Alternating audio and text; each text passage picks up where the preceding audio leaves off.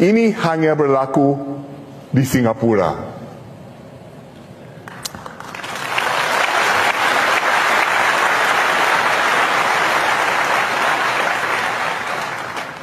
Namun, keadaannya sungguh berbeza di tempat lain.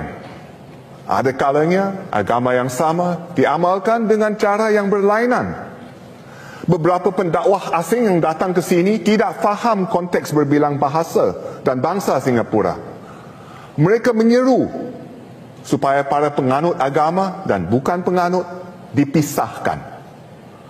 Mereka mengutuk orang beragama lain dan adakala mengutuk seagama mereka sendiri hanya kerana mereka berlainan aliran atau mazhab. Mereka menganjurkan amalan dan adat yang boleh membawa padah kepada Singapura. Sebilangan pemimpin Islam telah menyuarakan kebimbangan mereka. Kami memantau perkembangan ini. Pendakwah asing pernah dilarang masuk ke Singapura. Ada pendakwah beragama Islam, ada beragama lain.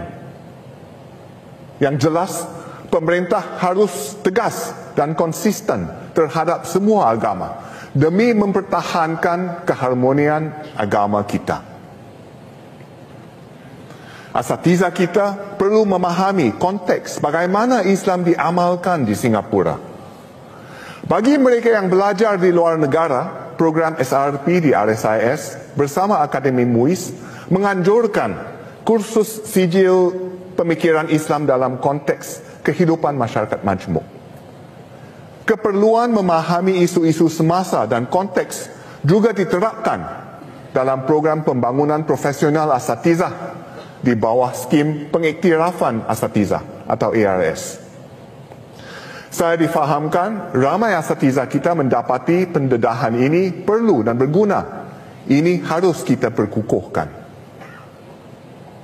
Oleh itu, saya gembira Menteri Yaakob Ibrahim mengumumkan rancangan untuk menguatkan ARS dengan meluaskannya kepada semua asatizah. Saya juga alu-alukan seruan pemimpin Melayu Islam supaya ARS diwajibkan agar semua asatizah berdaftar di bawah skim ini. Sekarang, ARS atau atas dasar sukarela, MUIS akan bekerjasama dengan Pergas dan lembaga pengiktirafan asatizah untuk menjadikannya wajib. Saya menyambut baik usaha dan azam masyarakat Melayu Islam kita. Ini akan memberi jaminan bahawa semua guru agama di sini dapat membimbing para pelajar mereka untuk mengamalkan Islam sejajar dengan konteks berbilang kaum Singapura.